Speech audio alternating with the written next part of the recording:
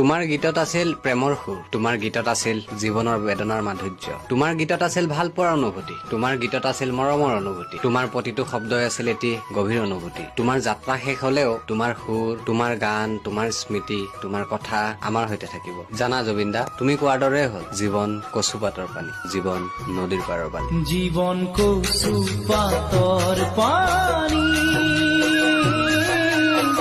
নাথাকে চিৰদিন উপঙি, জীবন নদীৰ পাৰৰ বালি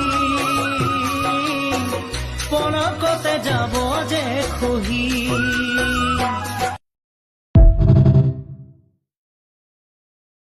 তোমাৰ গীতত আছিল প্ৰেমৰ সুৰ, তোমাৰ গীতত আছিল জীৱনৰ বেদনাৰ মাধুৰ্য, তোমাৰ গীতত আছিল ভাল পোৱাৰ অনুভূতি, তোমাৰ গীতত আছিল মৰমৰ অনুভূতি, তোমাৰ প্ৰতিটো শব্দই আছিল এটি গভীৰ অনুভূতি। তোমাৰ যাত্ৰা শেষ হলেও তোমাৰ সুৰ, তোমাৰ গান, তোমাৰ স্মৃতি, তোমাৰ কথা আমাৰ সৈতে থাকিব। জানা জুবিন দা, তুমি কোৱাৰ দৰে হল জীৱন কচু পাতৰ পানী, জীৱন নদীৰ পাৰৰ পানী। জীবন কচু পাতৰ পানী